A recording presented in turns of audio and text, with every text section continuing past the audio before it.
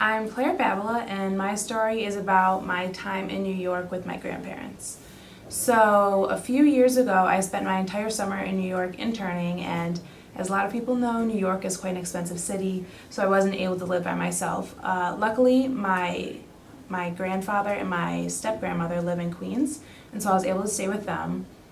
It was a difficult summer. We were in a two-bedroom apartment, and the number of dogs outnumbered the number of humans. And so it was very small, very warm, and very constantly smelled like dog. Not that I don't love dogs.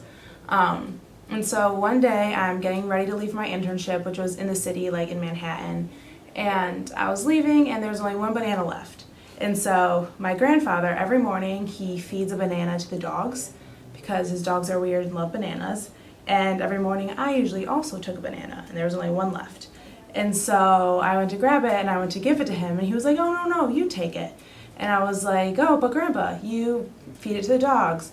He was like, "You can have the banana." And I was like, "Grandpa, do you love me more than your dogs?"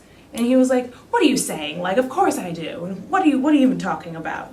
And so that was kind of like a big moment for me with my grandfather because my mother's parents got divorced when she was younger, and so he was out of her life, and she didn't reconnect with him until I was maybe like 7. And so I didn't have that like memories as a young child growing up with him, and so getting closer to him as I got older was a very different situation than with my other grandparents.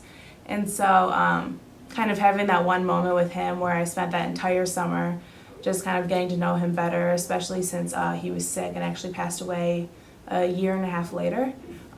So I guess the lesson of my story is take advantage of the time that you have with those that you love, even if you're a little wary of getting to know them better.